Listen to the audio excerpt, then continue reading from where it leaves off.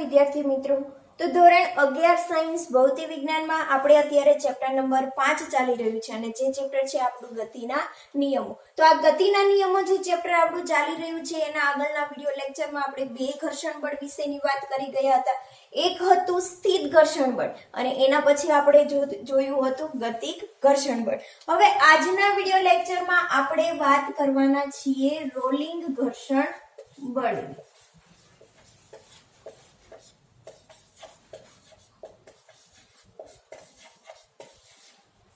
Rolling ઘર્ષણ બળ કે જેને ઇંગ્લિશમાં કહેવામાં આવે છે રોલિંગ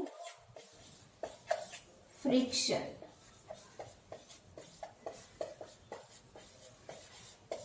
જેવી રીતે સ્થિત ઘર્ષણ બળ એટલે કે સ્ટેટિક ફ્રિક્શન જેને આપણે FS વડે દર્શાવતા હતા, એના પછી ગતિક ઘર્ષણ બળ કે જેને આપણે કહેતા હતા કાઇનેટિક ફ્રિક્શન કે એને FK વડે દર્શાવતા હતા. હવે આ છે રોલિંગ ઘર્ષણ બળ એટલે કે એને ઇંગ્લિશમાં કહેવાય છે રોલિંગ ફ્રિક્શન કે જેને આપણે શેના વડે દર્શાવશું? FR વડે દર્શાવીશું. બરાબર. તો જ્યારે આપણે આગળનો વિડિયો લેક્ચર ચાલ્યો હતો એમાં આપણે સ્થિત ઘર્ષણ બળ અને ગતિક ઘર્ષણ બળ વિશેની વાત કરી ગયા. તો આ બંનેમાં આપણે શું જોયું હતું કે જ્યારે આપણે કોઈ પણ પદાર્થ ઉપર બળ લગાવીએ છીએ ત્યારે જો આપણે બળ લગાવીએ છીએ છતાં પણ પદાર્થની ગતિ થતી નથી કે પદાર્થ છે એ સ્થિર અવસ્થામાં જ રહે છે. તો એના પાછળનું મેઇન કારણ શું હતું કે તમે જેટલું પણ બાહ્ય બળ લગાવેલું છે સામે એટલા જ મૂલ્યનું વિરુદ્ધ દિશામાં શું લાગી રહ્યું હોય છે? સ્થિત ઘર્ષણ બળ લાગી રહ્યું હોય છે અને એના કારણે પદાર્થ છે એ સ્થિર અવસ્થામાં રહે છે. એના પછી આપણે ગતિક ઘર્ષણ બળ વિશેની વાત કરી ગયા. તો આ ગતિક ઘર્ષણ બળમાં આપણે શું જોયું હતું કે જ્યારે પદાર્થ ઉપર બાહ્ય બળ લગાડવામાં આવે છે ત્યારે આ બાહ્ય બળ F નું મૂલ્ય જો મહત્તમ સ્થિત ઘર્ષણ બળ કરતા વધી જાય તો આ પદાર્થ છે એ શું કરશે? ગતિ કરવા લાગશે. અને આવી જે ગતિ થાય છે પદાર્થની અને એની વિરુદ્ધ દિશામાં જે પણ બળ લાગી રહ્યું છે એવા બળનું આપણે નામ આપેલું હતું ગતિક ઘર્ષણ બળ. બરાબર. તો હવે આપણે આગળના વિડિયો લેક્ચરમાં શું જોયું હતું કે જ્યારે આપણે ગતિક ઘર્ષણ બળની વાત કરી તો એમાં આપણે જોઈ ગયા હતા કે માની લો કે કોઈ પણ સપાટી ઉપર આપણે m દળનો પદાર્થ મૂકેલો છે અને આ m દળના પદાર્થ ઉપર આપણે શું આપીએ છીએ? બાહ્ય બળ F લગાવીએ છીએ. હવે આ પદાર્થ ઉપર જ્યારે આપણે બાહ્ય બળ F લગાવતા હોઈએ છીએ ત્યારે આ જે m દળનો જે બ્લોક રાખેલો છે એ બ્લોકના આ દરેકે દરેક બિંદુઓ સપાટી સાથે સંપર્કમાં આપણને જોવા મળે છે. હવે પદાર્થ ઉપર જ્યારે બાહ્ય બળ લગાવીએ છીએ ત્યારે આ બાહ્ય બળનું મૂલ્ય Fs મેક્સિમમ કરતા શું થાય? વધી જાય. તો આના કરતા જો બાહ્ય બળનું મૂલ્ય વધી જાય તો આ બાહ્ય બળની દિશામાં જ પદાર્થ શું કરશે? ગતિ કરવા લાગશે. અને આ જે પદાર્થ છે એ કેવી ગતિ કરશે? સાપેક્ષ ગતિ કરે છે કે આ સંપર્ક સપાટીની સાપેક્ષમાં m દળનો પદાર્થ છે એ ગતિ કરી રહ્યો છે. હવે જે આ જો m દળનો પદાર્થ છે ને એ જ્યારે એના ઉપર બાહ્ય બળ લાગવાથી એ સાપેક્ષ ગતિ કરે છે ત્યારે આ પદાર્થ છે ને એ સપાટી ઉપર શું કરી રહ્યો છે? સાપેક્ષ ગતિ કરી રહ્યો છે. અથવા તો સ્મોલ m દળનો પદાર્થ છે એ સપાટી ઉપર સરકી રહ્યો છે તેવું કહેવાય. અને આ સ્મોલ m દળના ઘણા બધા બિંદુઓ છે એ સપાટીની સાથે સંપર્કમાં હોય છે અને સપાટી સાથે સંપર્કમાં હોવાથી આ દરેકે દરેક બિંદુઓ છે એ સપાટીની સાપેક્ષમાં ગતિ કરી રહ્યા હોય છે. હવે ઘણા બધા આપણી સામે એવા પણ ઉદાહરણ છે કે જેને આપણે બાહ્ય બળ લગાવીએ છીએ તો બાહ્ય બળ લગાવીએ છીએ ત્યારે આ પદાર્થ છે એ સપાટી ઉપર સરકતો નથી પરંતુ આ પદાર્થ છે એ સપાટી ઉપર શું કરતો હોય છે? ગબડતો જોવા મળે છે. કયા કયા ઉદાહરણ આપણી પાસે એવા છે? તો આપણી પાસે એક તો રિંગ છે, ગોળો છે અથવા તો તકતી છે. તો આ જે પણ ઉદાહરણો છે આ ઉદાહરણો છે એમાં જો માની લો કે તમે કોઈ પણ એક સપાટી ઉપર દડો મૂકેલો છે અથવા તો ગોળો રાખેલો છે તો આ સપાટી ઉપર મેં અત્યારે m દળનો શું રાખેલો છે? એક ગોળો રાખેલો છે. હવે જેવી રીતે આ એમ દળનો બ્લોક છે એના ઘણા બધા બિંદુઓ છે આ સપાટી સાથે સંપર્કમાં હતા. હવે જ્યારે આ ગોળાને તમે આ સપાટી ઉપર મૂકો છો ત્યારે એનું કોઈ પણ એક જ બિંદુ શું હોય છે? સપાટી ઉપર સંપર્કમાં હોય છે. બરાબર. તો આ ગોળો જે તમે એમ દળનો મૂકેલો છે એના ઉપર તમે જ્યારે બાહ્ય બળ લગાવો છો ત્યારે આ જે ગોળા ઉપર બાહ્ય બળ લગાવીએ છીએ ત્યારે આ ગોળો છે એ સીધો સપાટી ઉપર સરકતો જોવા મળતો નથી, પરંતુ આ ગોળો છે આપણને ગબડતો જોવા મળે છે. એવી જ રીતે રિંગ પણ ગબડશે.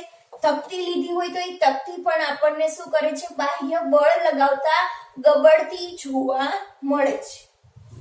તો આપણી પાસે ઘણા બધા એવા ઉદાહરણો છે કે જેના ઉપર બાહ્ય બળ લગાવતા એ પદાર્થ છે એ સરકતો નથી, પરંતુ એ પદાર્થ છે શું થાય છે? આપણને ગબડતો જોવા મળે છે. બરાબર. તો અત્યારે આપણે ગોળાનું ઉદાહરણ ધ્યાનમાં લીધું છે.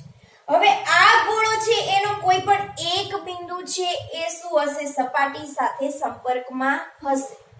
માઇક્રોસ્કોપિક લેવલે તમે જોવા જાવ તો આ બિંદુનું કાંઈક થોડું ક્ષેત્રફળ હશે અને એ ક્ષેત્રફળ છે સપાટી સાથે સંપર્કમાં હશે. હવે આ ગોળા ઉપર જ્યારે બાહ્ય બળ લગાવીએ છીએ ત્યારે એ ગોળો છે આવી રીતે ગબડતો હશે. હવે એવી રીતે ગબડતો હોવાથી આ ગોળાનું માની લો કે આ બિંદુ છે અત્યારે સપાટી સાથે સંપર્કમાં છે, પછી ગોળો છે ગબડતો હોય ત્યારે આ બિંદુ છે એ ખાલી એક ક્ષણ પૂરતું જ સપાટી સાથે સંપર્કમાં રહેશે.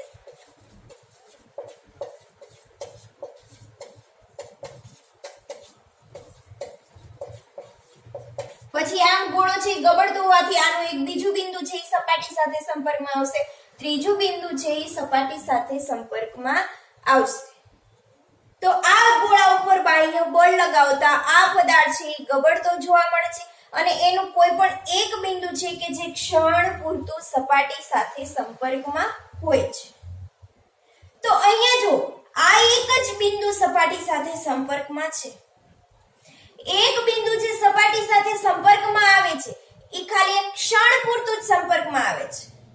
આપણે આગળ જોઈ ગયા કે સપાટીની જે સંપર્ક સપાટી છે એ બંને સપાટીઓ વચ્ચે જ્યારે સંપર્ક થતો હોય એના ઉપર બાહ્ય બળ લગાવીએ છીએ ત્યારે બાહ્ય બળ લગાવવાના કારણે પદાર્થ ઉપર બાહ્ય બળ લગાવવા છતાં થોડો સમય પસાર થઈ જાય છતાં પણ એ સપાટી સંપર્કમાં જ રહે છે. તો એવું જે ઘર્ષણ બળ લાગી રહ્યું છે એને શું કીધું હતું? સ્થિર ઘર્ષણ બળ, કે જેમાં સમય થોડો પસાર થઈ જાય છે છતાં પણ એ સપાટી નીચેની સપાટી સાથે સંપર્કમાં રહે છે. તો અહીંયા તો આપણે એવું જોવા મળતું નથી. અહીંયા છે ખાલી એક ક્ષણ પૂરતું જ સપાટી સંપર્કમાં રહે છે, માટે અહીંયા સ્થિર ઘર્ષણ બળ તો લાગતું હશે નહીં. તો આ સિચ્યુએશનમાં સ્થિર ઘર્ષણ બળ કેવું જોવા મળે છે? શૂન્ય મળે છે, કે સ્થિર ઘર્ષણ બળ જોવા મળતું નથી. હવે એના પછી આપણે વાત કરીએ ગતિક ઘર્ષણ બળની. તો ગતિક ઘર્ષણ બળમાં આપણે શું જોઈ ગયા હતા કે પદાર્થ ઉપર બાહ્ય બળ લગાવતા જે પદાર્થનું બિંદુ છે એ સંપર્ક સપાટીની સાપેક્ષમાં શું કરે છે? ગતિ કરે છે. તો આ જે બિંદુ છે એ સપાટી સાથે સંપર્કમાં છે, તો આ બિંદુ છે એ સપાટીની સાપેક્ષ ગતિ જોવા મળતી નથી, માટે અહીંયા ગતિક ઘર્ષણ બળ પણ લાગતું નથી. તો ગતિક ઘર્ષણ બળ પણ અહીંયા કેવું થાય છે? શૂન્ય જોવા મળે છે. તો આ બંને ઘર્ષણ બળ છે એ તો અહીંયા શૂન્ય જોવા મળે છે, કે સ્થિર ઘર્ષણ બળ પણ નથી લાગતું અને ગતિક ઘર્ષણ બળ પણ લાગતું નથી. તો અહીંયા તમને આદર્શ પરિસ્થિતિ અનુસાર તમને વિચાર આવે કે આ પદાર્થ ઉપર બાહ્ય બળ લગાવતા પદાર્થ છે એ પોતાની સતત અચળ વેગી ગતિ ચાલુ રાખવો પડે, કારણ કે એના ઉપર સ્થિર ઘર્ષણ બળ પણ નથી લાગતું અને ગતિક ઘર્ષણ બળ પણ લાગતું નથી. પરંતુ તમે વ્યવહારિક અનુભવોના આધારે અનુભવી શકો છો કે જ્યારે તમે કોઈ પણ ગોળ પદાર્થ ઉપર તમે જ્યારે બળ લગાવો છો ત્યારે આ પદાર્થ ગબડતો હોય છે, ત્યારે અમુક સમય બાદ એ પદાર્થની ગતિ મંદ પડી જાય છે અને એક સમયે પદાર્થ છે એ શું થાય છે? સ્થિર થતો જોવા મળે છે. તો એના પાછળનું કંઈક કારણ હશે કે જેના કારણે આ જે ગોળો છે એની ગતિ મંદ પડે છે અથવા તો એની ગતિ છે એ સ્થિર થતી જોવા મળે છે. તો એના પાછળનું કારણ શું હશે? તો આ પદાર્થની ગતિને અવરોધક તો કંઈક એવું બળ હશે કે જે પદાર્થની ગતિને મંદ કરતું હશે. તો એવા જ ઘર્ષણ બળનું આપણે નામ આપેલું છે રોલિંગ ઘર્ષણ બળ. બરાબર, કે જે આ ગોળાકાર પદાર્થ છે એ જે ગબડી રહ્યો છે એ પદાર્થની ગતિનું અવરોધક બળ છે અને એવા જ બળને આપણે કહેશું રોલિંગ ઘર્ષણ બળ. હવે આ પદાર્થ છે એનું બિંદુ અત્યારે અહીંયા સંપર્કમાં છે. એ બિંદુ છે એક ક્ષણ પૂરતું સપાટી સાથે સંપર્કમાં રહે છે. બરાબર, તો આ પદાર્થ ઉપર બળ લગાવવાથી પદાર્થ છે આવી રીતે ગબડી રહ્યો છે. હવે આ પદાર્થ આવી રીતે ગબડી રહ્યો છે એટલે પદાર્થનો વેગ કઈ બાજુ હશે? આ બાજુ જોવા મળે છે. પદાર્થ છે એ બિંદુ છે એ આવી રીતે ગતિ કરે છે. તો આ બિંદુનો વેગ છે એ આ બાજુ જોવા મળે છે કે વેગ છે એની દિશા આ બાજુ હશે. બરાબર, તો પદાર્થના વેગની વિરુદ્ધ દિશામાં શું લાગી રહ્યું હશે? રોલિંગ ઘર્ષણ બળ લાગી રહ્યું હશે. તો એની વેગની વિરુદ્ધ દિશામાં આ ઘર્ષણ બળ લાગી રહ્યું છે જેના કારણે પદાર્થની ગતિ છે એ અવરોધાય રહી છે. તો એવા આપણે અવરોધક બળનું નામ આપેલું છે રોલિંગ ઘર્ષણ બળ. તો એની વ્યાખ્યા અત્યારે લખી દઈએ. જ્યારે કોઈ પદાર્થ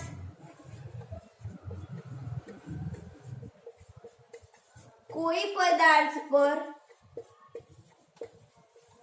બાહ્ય બળ લગાવવામાં આવે છે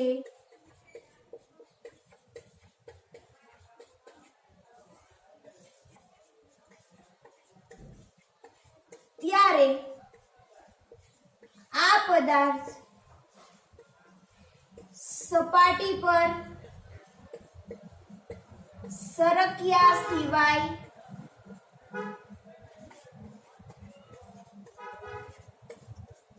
ગબડતો જોવા મળે છે. તો આ ગબડતા પદાર્થની ગતિને અવરોધકતું કંઈક બળ લાગી રહ્યું છે.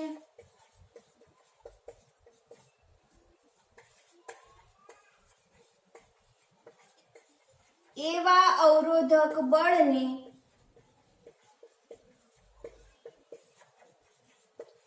રોલિંગ ઘર્ષણ બળ કહે છે.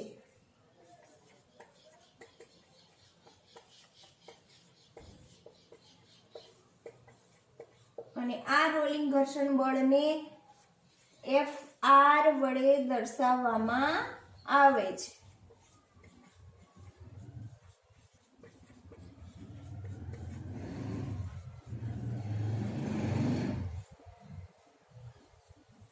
બરાબર, તો રોલિંગ ઘર્ષણ બળ વિશેની તમને માહિતી મળી ગઈ હશે કે રોલિંગ ઘર્ષણ બળ શેમાં જોવા મળે છે? કોઈ પણ ગબડતો પદાર્થ હોય એમાં રોલિંગ ઘર્ષણ બળ ઉદ્ભવતું હોય છે.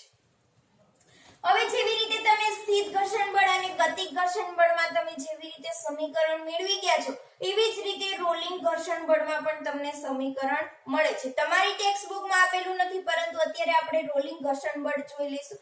તો આ રોલિંગ ઘર્ષણ બળના અમુક નિયમો તમને આપેલા હતા.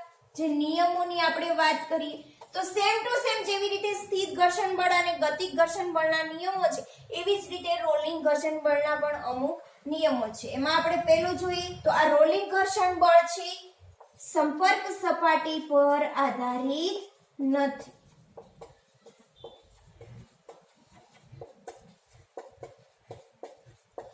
ત્રણે ત્રણ ઘર્ષણ બળ છે સંપર્ક સપાટી ઉપર આધાર રાખતો નથી. તો બીજું આપણે શું જોયું હતું? તો આ રોલિંગ ઘર્ષણ બળ છે Fr એ શેના ઉપર આધાર રાખે છે? લંબ બળ ઉપર આધારિત છે. અને વચ્ચે અચળાંકની નિશાની દૂર કરશું એટલે આપણને એક અચળાંક મળશે જેને આપણે µr કહી દઈશું ઇન્ટુ m. અને આ જે µr છે એ શું છે? સમપ્રમાણતા અચળાંક. અથવા તો રોલિંગ ઘર્ષણાંક.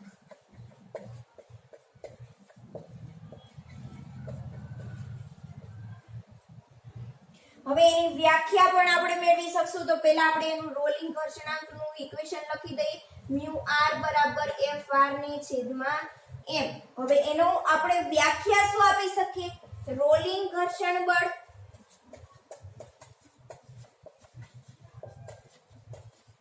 અને લંબ બળના ગુણોત્તરને રોલિંગ ઘર્ષણાંક કહે છે.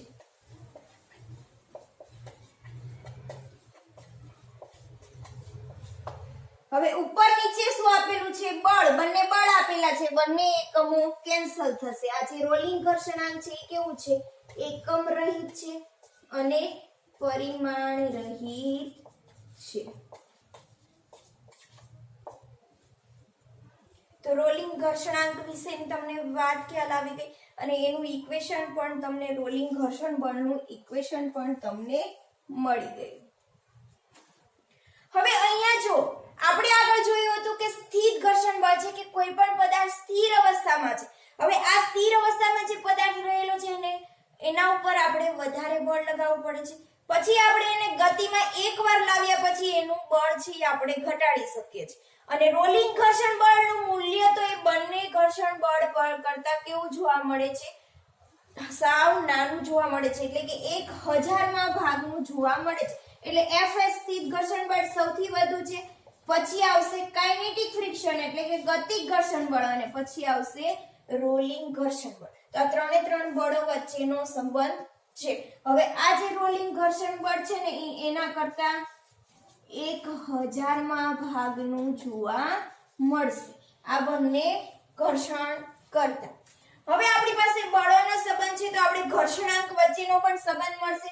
તો mu s greater than mu k greater than mu r કે જે ઘર્ષણાંક વચ્ચેનો સંબંધ છે કે રોલિંગ ઘર્ષણાંક છે એ સૌથી ઓછું આપણને જોવા મળશે.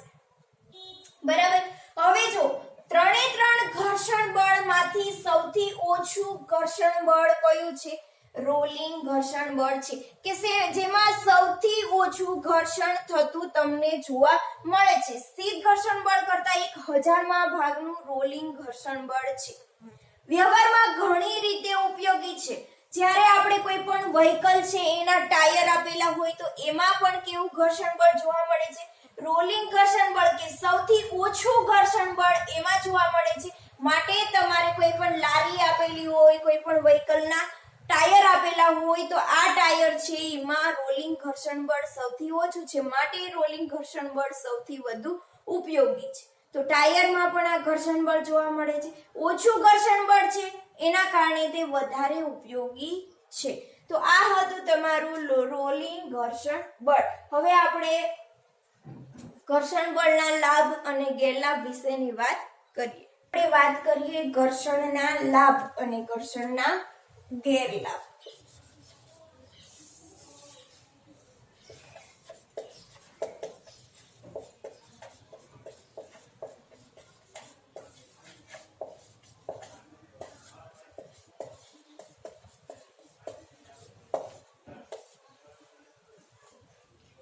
તો કોઈ પણ પદાર્થ ઉપર જ્યારે ઘર્ષણ બળ લાગતું હોય છે ત્યારે આ ઘર્ષણ બળ છે આપણે જોઈએ છીએ કે ઘણીવાર આ ઘર્ષણ બળ છે ઈચ્છનીય હોય છે અને ઘણીવાર છે એ ઘર્ષણ બળ અનિચ્છનીય હોય છે. તો અહીંયા આપણે એક પોઈન્ટ લખી દઈએ કે ઘર્ષણ બળ એ ઘણીવાર ઈચ્છનીય હોય છે અને ઘણીવાર અનિચ્છનીય હોય છે. હવે ઈચ્છનીય એટલે શું અને અનિચ્છનીય એટલે શું? તો ઘણીવાર આપણને ઘર્ષણ બળ છે એ ઉપયોગી હોય છે અને ઘણીવાર છે ઘર્ષણ બળ અનિચ્છનીય એટલે કે ઉપયોગી હોતું નથી.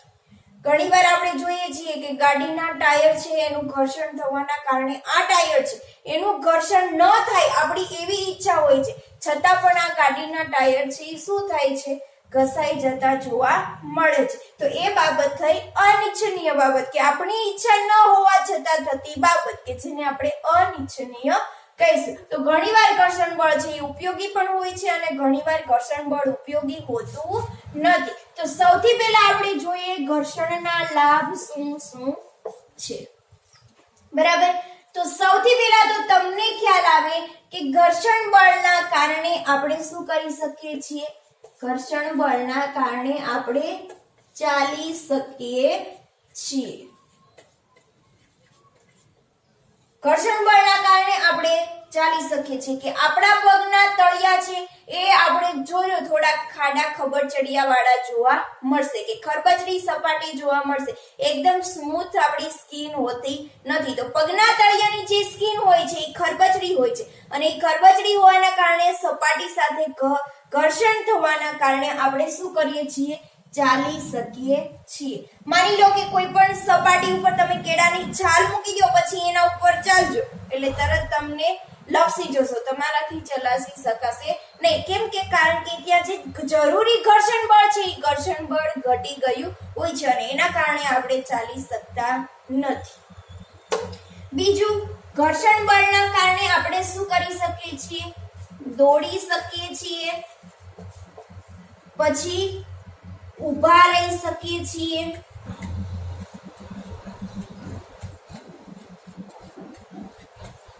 કે આપણે ઘર્ષણ બળ થવાના કારણે શું કરી શકીએ છીએ, ઊભા રહી શકીએ છીએ અને દોડી શકીએ છીએ. આ ઉપરાંત ત્રીજું, ઘર્ષણ બળના કારણે આપણે વાહન ચલાવી શકીએ છીએ. માની લો કે કોઈ પણ સપાટી આપેલી હોય, એ સપાટી ઉપર તમે ઓઇલ નાખી દો, બરાબર, અને ઓઇલ નાખી અને પછી એના ઉપર તમે કોઈ પણ વાહન ચલાવજો તો વાહનને જેટલું ઘર્ષણ બળ જરૂરી છે એ ઘર્ષણ બળ તમે ઓઇલ નાખેલું છે એના કારણે શું થશે, ઘટી જશે અને એના કારણે તમારું જે વાહન છે એ સ્લીપ ખાઈ જશે. બરાબર. એટલે આ જે આપણે ઘર્ષણ બળનો એક મોટો લાભ છે આપણને, કે ઘર્ષણ બળના કારણે આપણે વાહન ચલાવી શકીએ છીએ. આવા ઘણા બધા તમારી નજર સામે ઉદાહરણો હોય છે કે જેને ઘર્ષણના કારણે તમે કરી શકો છો. હવે ગેરલાભની વાત કરીએ તો ઘર્ષણ બળના ગેરલાભ કયા કયા છે? તો સૌથી પહેલા તો એક ગેરલાભ છે કે ઘર્ષણ બળના કારણે ઉષ્મા ઊર્જાનો વ્યય થાય છે.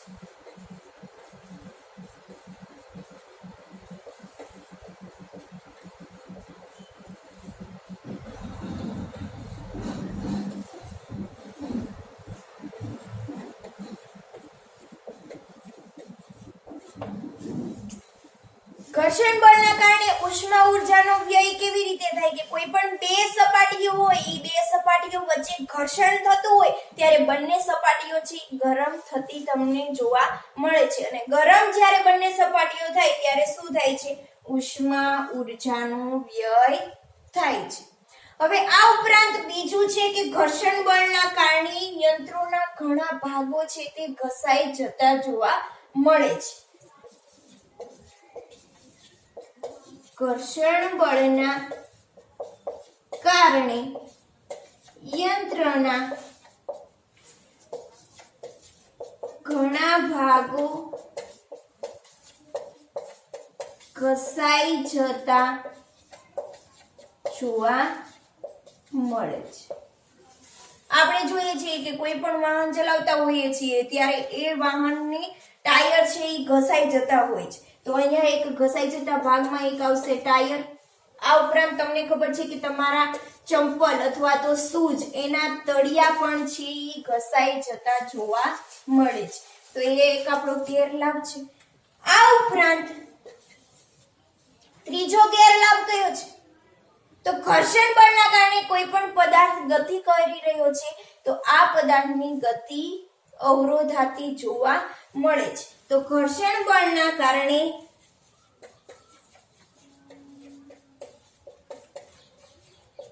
પદાર્થની ગતિ અવરોધાય છે કે પદાર્થની ગતિ છે ઘર્ષણ બળના કારણે મંદ પડે છે. તો આ 3 હતા ઘર્ષણ બળના ગેરલાભ. હવે આપણે જોઈએ કે ઘર્ષણ બળને ઘટાડવા માટેના ઉપાયો શું કરી શકીએ. કે બે સપાટીઓ વચ્ચે જે ઘર્ષણ બળ લાગી રહ્યું છે એ ઘર્ષણ બળને ઘટાડવાના ઉપાય.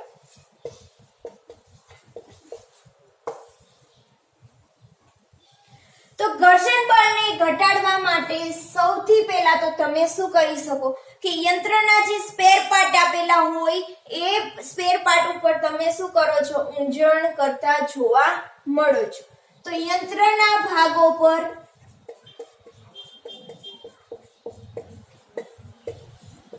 ઊંજણ કરવામાં આવે છે.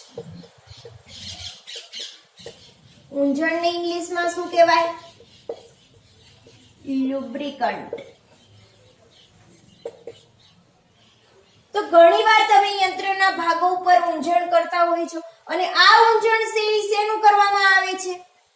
તો તમને ખબર છે ગ્રીસ હોય, તેલ હોય, હવા પણ ચાલે, તો વગેરેનું તમારે ઊંજણ કરવામાં આવે છે. આ ઉપરાંત બીજું શું તમે કરી શકો? તો યંત્રની બે સપાટીઓ વચ્ચે તમે શું કરી શકો કે કોઈ પણ બે સપાટીઓ હોય છે એ બે સપાટીઓ ઉપર તમારે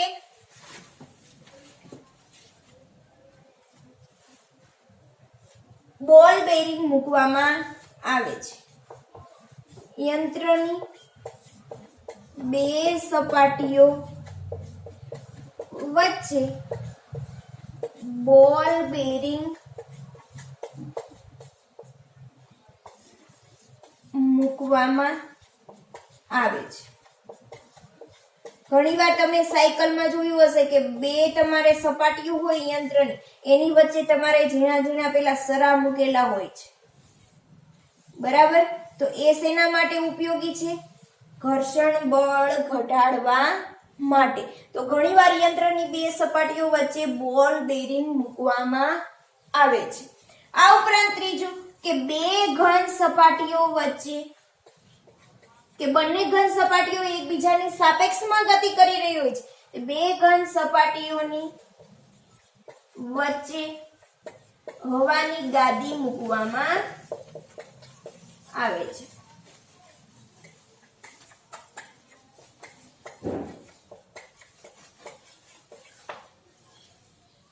તો આ હતું તમારું ઘર્ષણ બળના લાભ, ગેરલાભ અને ઘર્ષણ બળને ઘટાડવાના ઉપાયો. બરાબર? તો અહીંયા ઘર્ષણ બળનો ટોપિક આપણે સંપૂર્ણ રીતે પૂરો થાય છે.